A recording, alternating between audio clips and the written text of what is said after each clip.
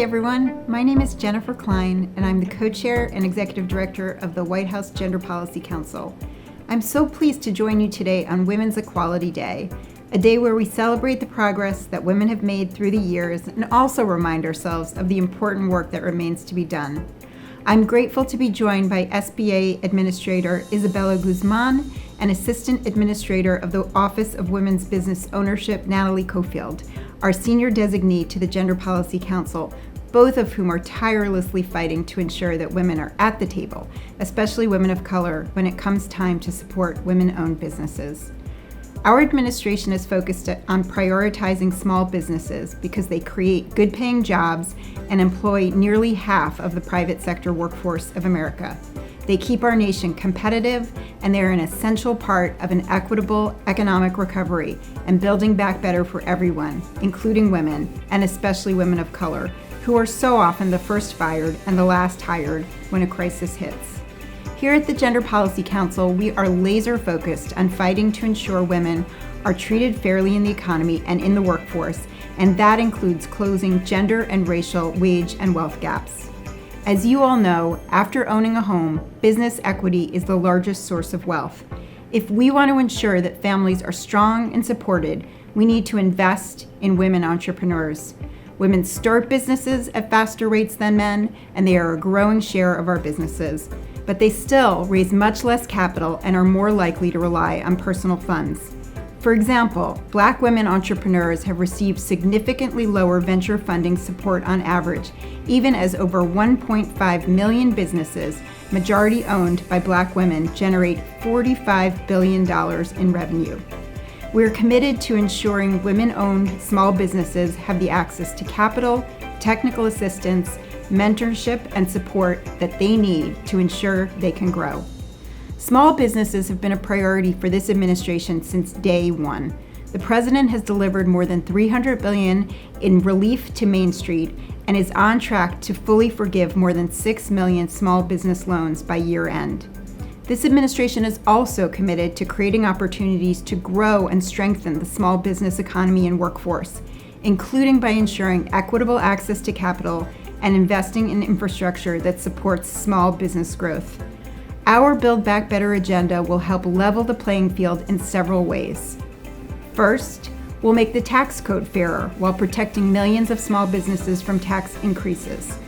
Second, we will increase access to contracting, capital, and technical assistance for small firms. Third, we'll give a tax cut to 3.9 million small business owners, and that includes cutting taxes for small business owners with children through the child tax credit. Fourth, we'll cut taxes for small business owners who buy coverage through healthcare.gov. Finally, we will help small businesses retain workers and compete against large corporations through a national, federally funded paid leave program. Small businesses contribute to thriving communities, and supporting opportunities for women small business owners and small business owners of color helps ensure everyone benefits from economic and community growth. We're committed to ensuring current and aspiring women business owners have everything they need to grow their businesses, create and access good-paying jobs, and help build back better for all. Thank you so much, and I look forward to working together.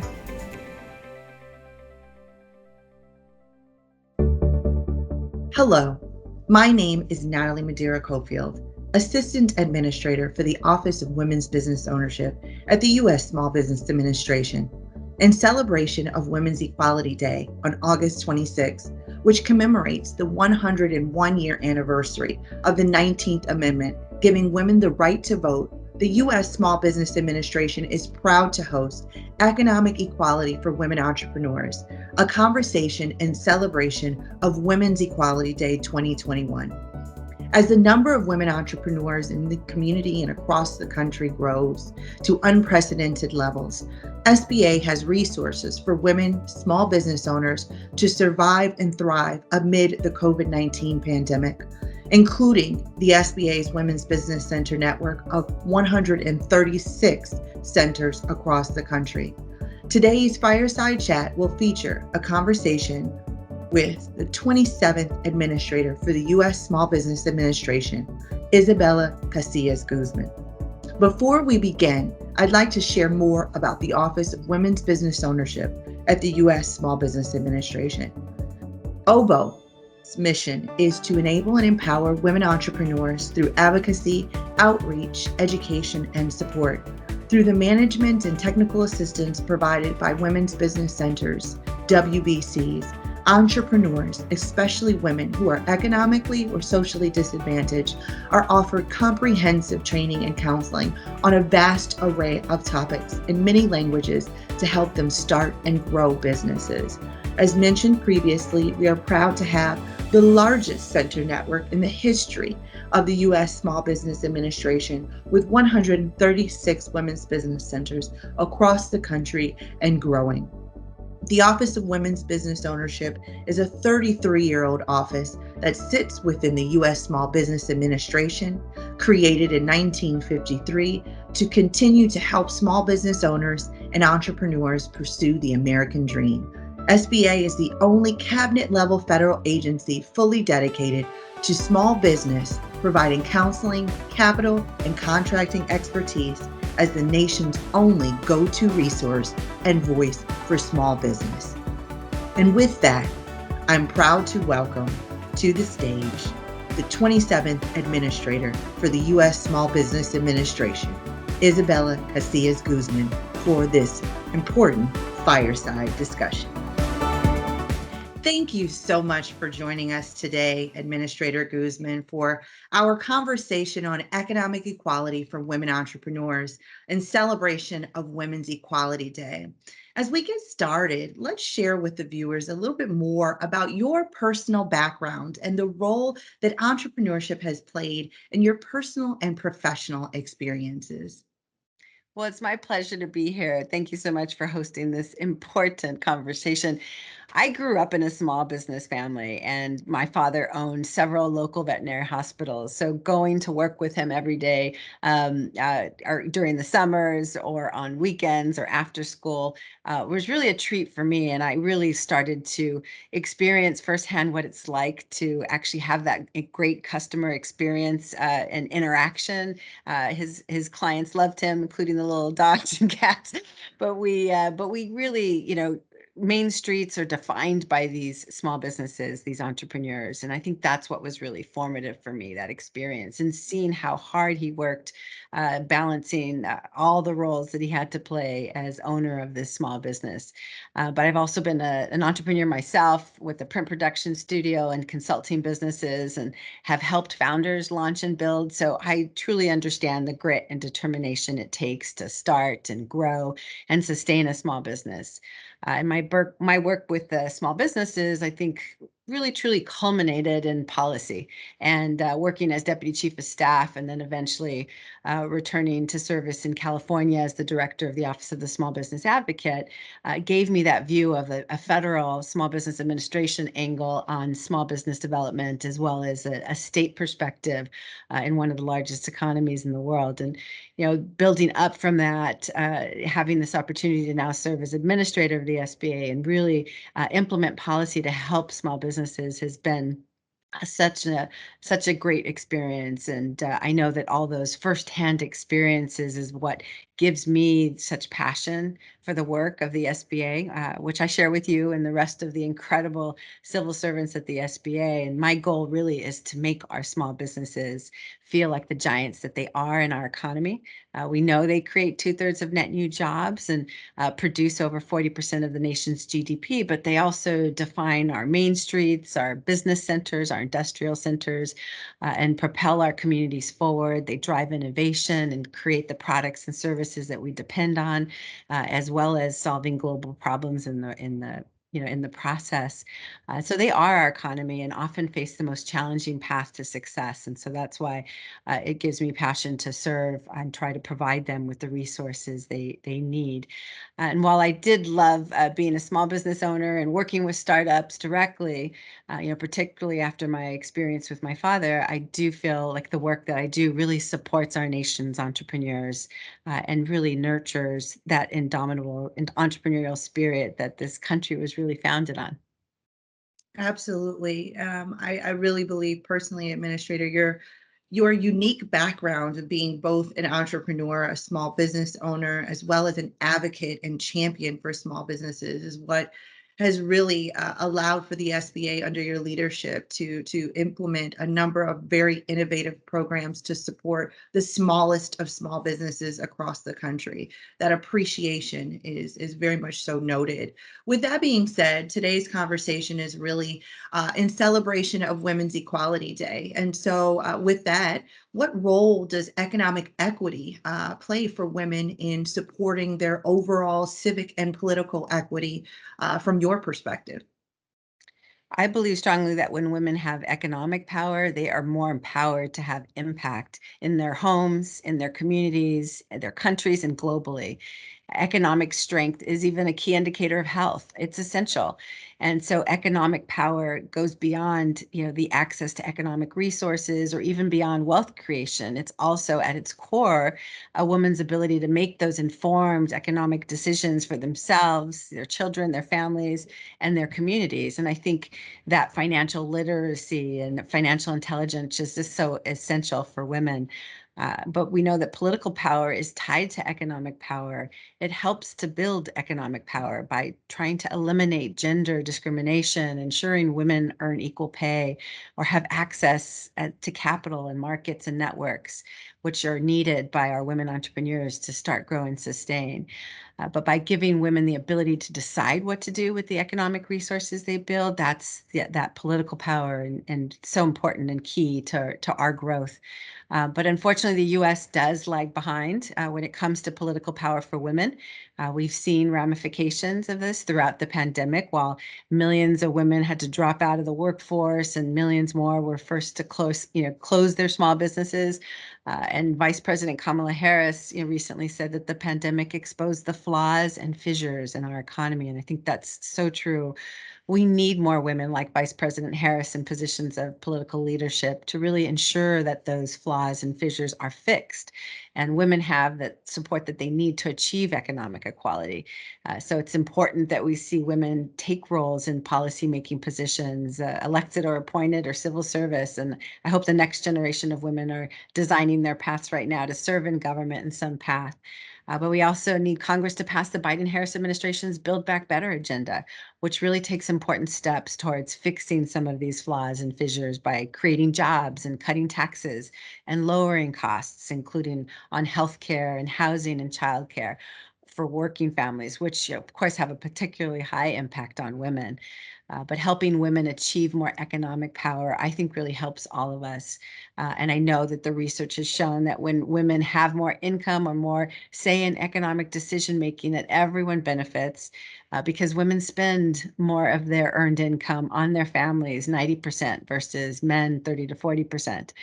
So that's so critical that we continue to empower, especially our women entrepreneurs, and why our work at SBA is so tied to that economic strength. The Morgan Stanley study that I reference a lot shows that our economy is missing and having failed investments potential in women and minority-owned businesses. I mean, the study by Morgan Stanley identified an opportunity gap of up to 4.4 trillion that exists because of a lack of support for investment in women and minority entrepreneurs. And it really, that limits them from participating fully in entrepreneurship or achieving the same revenue and job creation levels as those businesses owned by white men. And that means that we're leaving 4.4 trillion on the table, which is a terrible market inefficiency, and especially as studies show that investing in women and POC-owned businesses yields strong results. So even with this data point and even with this known factor, we know that all of us could benefit from this growth. So with this, we definitely need to eliminate those opportunity gaps, and it's why I'm motivated to help make sure SBA is up to the challenge and to help support the changing face of entrepreneurship. I really love how you were able to amplify that economic equality really is a part of political equality.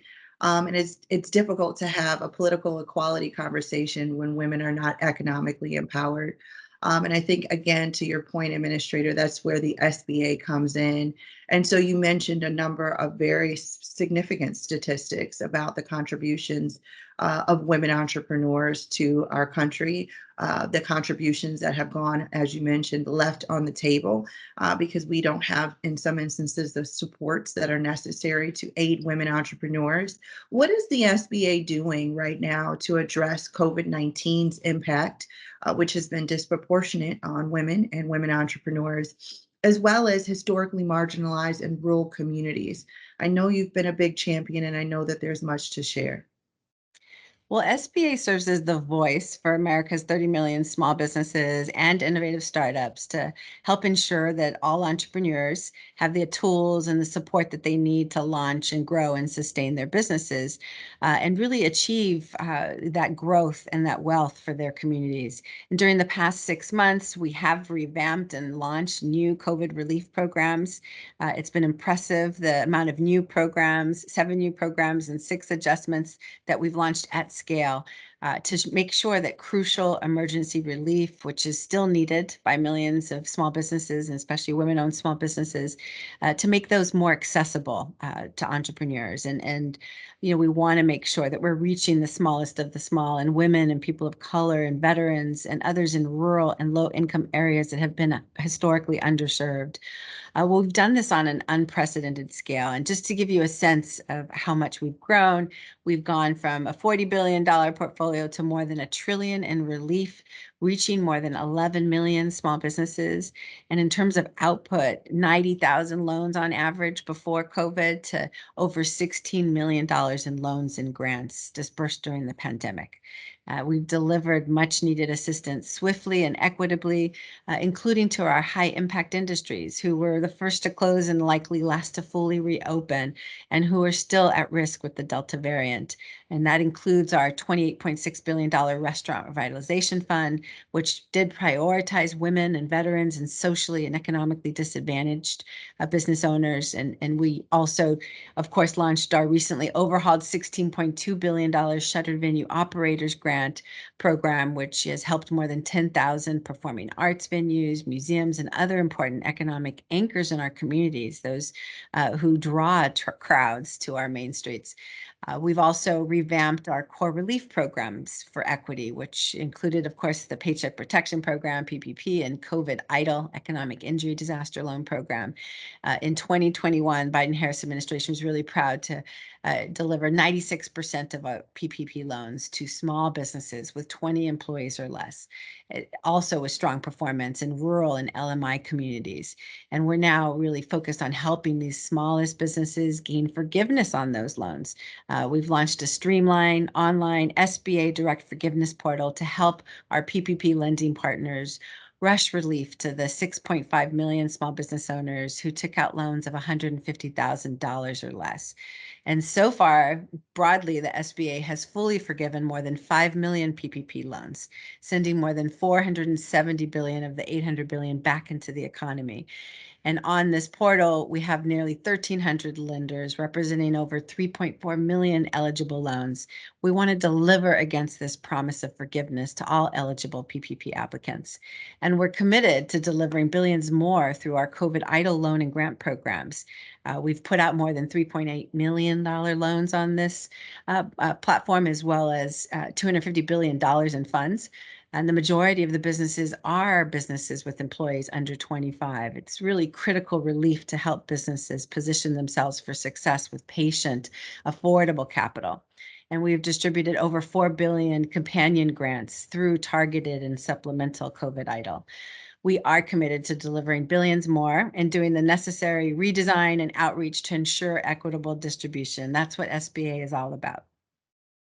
And so, Administrator, you've mentioned quite a lot of financial support, either through loans or grants, distributed to businesses across the country. And for the purpose of our conversation, women entrepreneurs across the nation. For those who may be asking or may have inquired, what is SBA doing to improve the equitable distribution of its grant and loan opportunities under your leadership? I've really asked my staff to be entrepreneurial, really pivot and adapt to meet this moment, just as we've asked our small businesses to do over time. And that means being customer centric, knowing who our customer is and their situation, technology forward, as so many of us have had to adopt technology during COVID, and equitable. And I want to look at all our programs and ensure that we're meeting small businesses where they are instead of waiting for them to come to us. And for women in particular, this means growing our existing network of 136 women's business centers, particularly in our rural areas and historically marginalized communities. I'm proud that we've opened 5 women's business centers on HBCU campuses and know this will yield more economically empowered women in those communities highly impacted.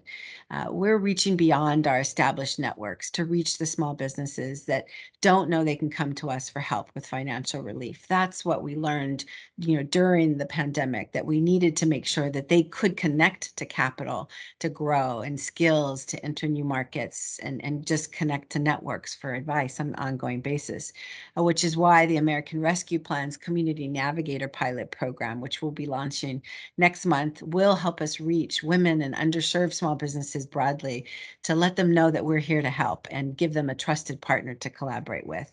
It's a $100 million pilot program funded to support a network of trusted organizations, local governments, and community champions who can leverage their direct access to these small businesses and help them navigate resources at all stages of their growth. We know not everyone has that accountant or CPA on speed dial, but we want to give them those resources through our Community Navigator program.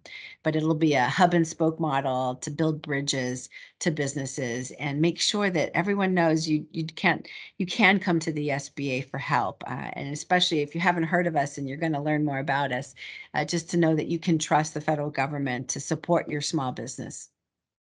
And so, Administrator, in recently in Tulsa, the president made an announcement about his intention to increase federal contracting spend with small disadvantaged businesses. And as you were mentioning, the resources that SBA provides and the resources that the agency is seeking to expand to communities across the country, there's a question here around, what initiatives and outreach efforts does SBA have in place to support women in contracting to ensure that women have an equitable seat at the federal contracting table?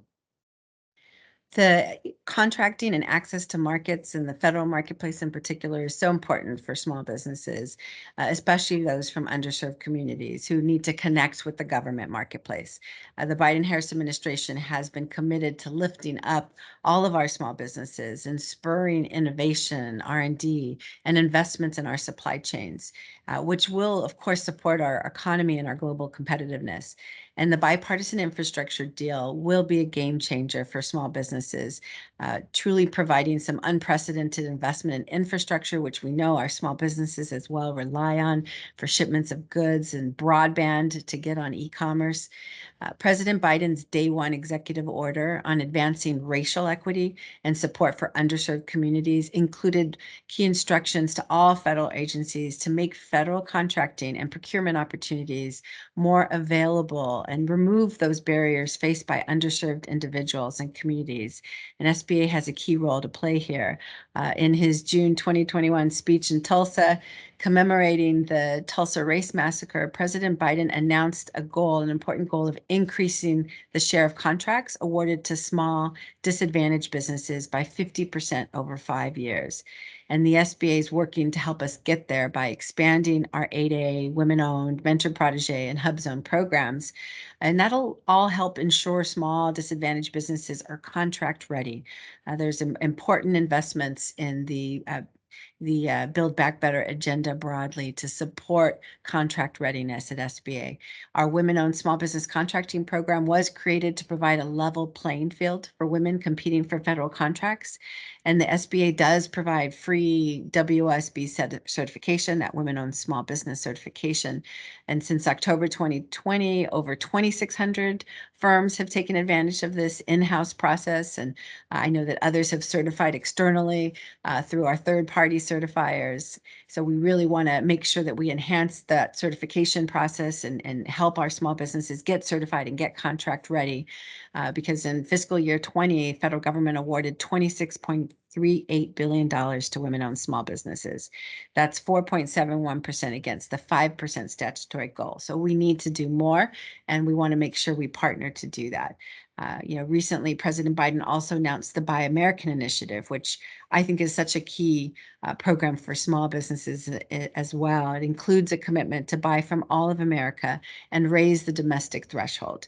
So part of this effort, SBA is actually launching a manufacturing hub initiative and office within the Office of Government Contracting and Business Development to help small manufacturers access federal contracts with financing and business development support from the SBA, which will be enhanced through the Build Back Better agenda.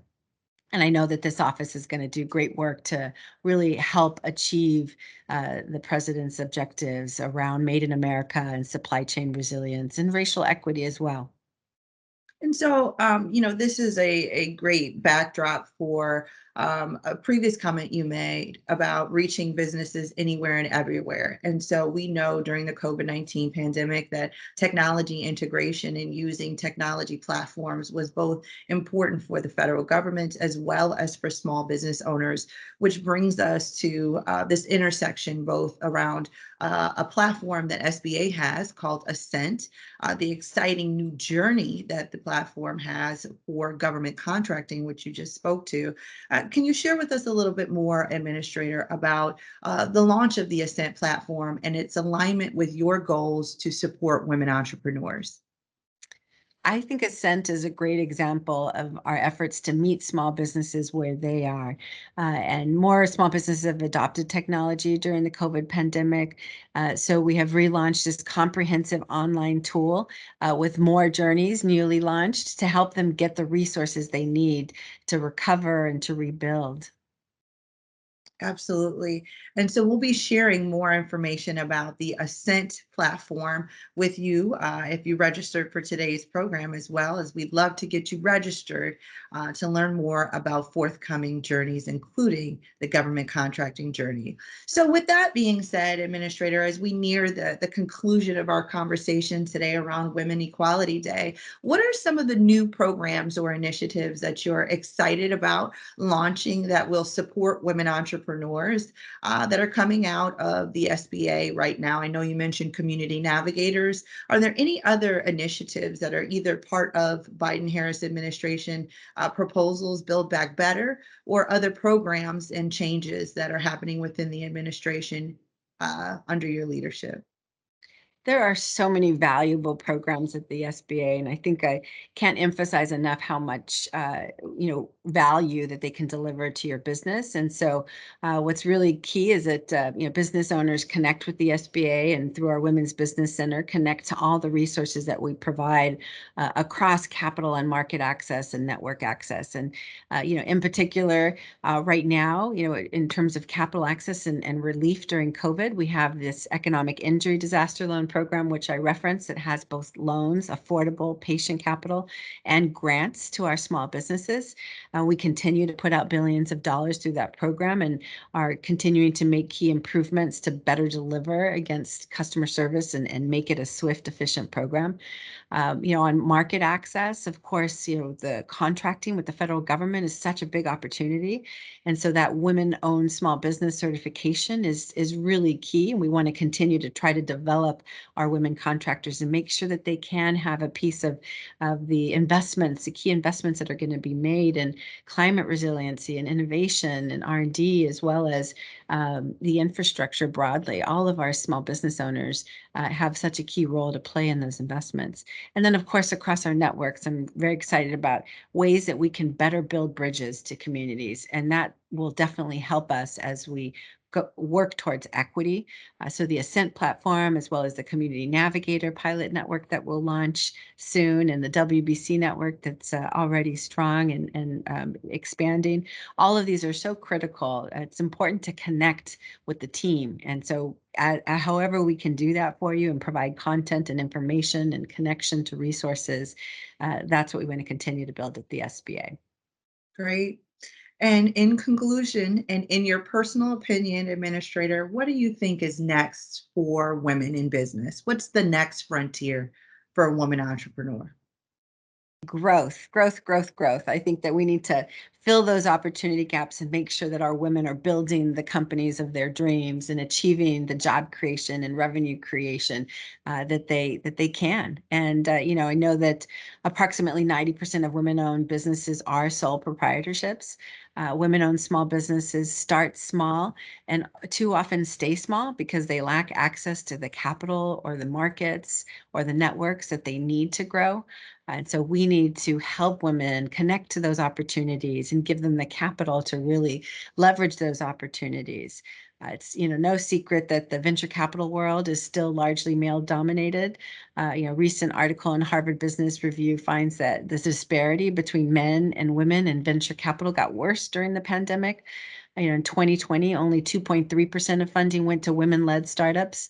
So this decrease is all the more concerning because we know, it came out on the heels of years of increases. And so we need to reverse that with women comprising 12% of the decision makers at venture capital firms. We know we need to do more to bring women to the table and make sure that we're investing in our women entrepreneurs.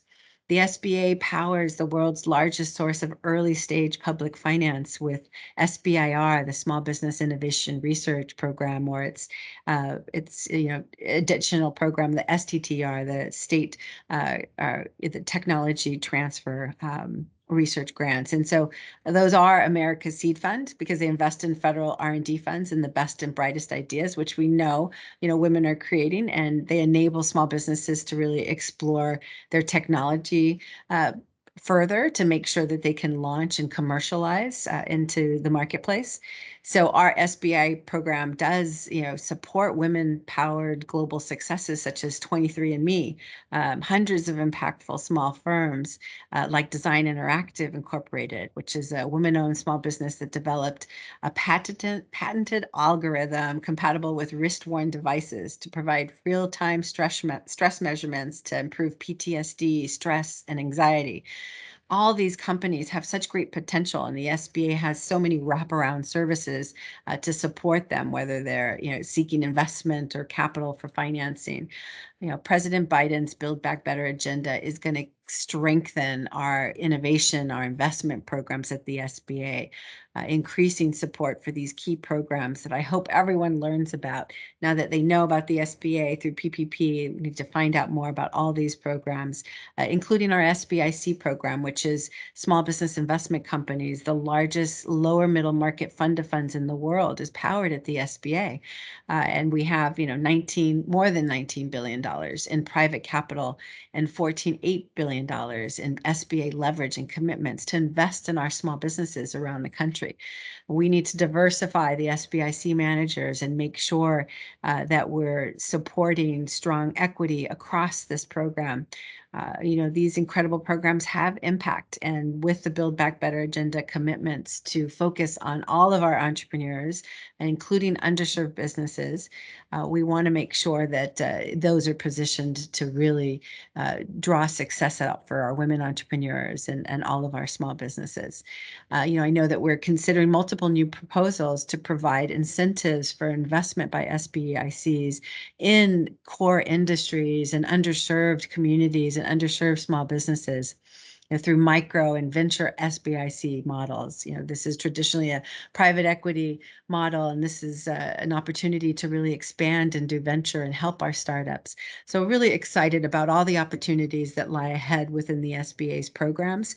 And I think importantly, we have the right team at the SBA and a lot of committed, mission-driven individuals who want to make sure that our small businesses have the tools that they need to succeed and deliver against that growth for our women entrepreneurs. I love it. It's an honor to work with you, Administrator. Thank you so much for joining us for this important conversation on economic equality for women entrepreneurs. Isabella Guzman, the 27th Administrator of the U.S. Small Business Administration. Thank you. Thank you so much, Natalie. Thank you again for joining us for today's Economic Equality for Women Entrepreneurs, a conversation and celebration of Women Equality Day featuring the 27th Administrator of the U.S. Small Business Administration, Isabella Guzman.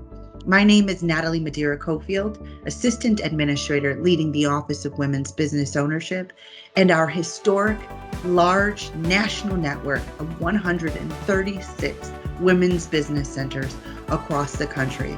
The Office of Women's Business Ownership serves as a singular voice for women entrepreneurs within the federal government, seeking to provide access to contracting, access to capital, and access to connections needed by women entrepreneurs to succeed and scale. We were honored to be joined today by Jennifer Klein, Deputy Assistant to the President, Executive Director, and Co-Chair of the White House Gender Policy Council. We look forward to staying connected to you, and please remain connected to the Small Business Administration by visiting us online at www.sba.gov. And for those who are watching and interested in learning more about the Ascent platform, please visit us on ascent.sba.gov. Thank you so much.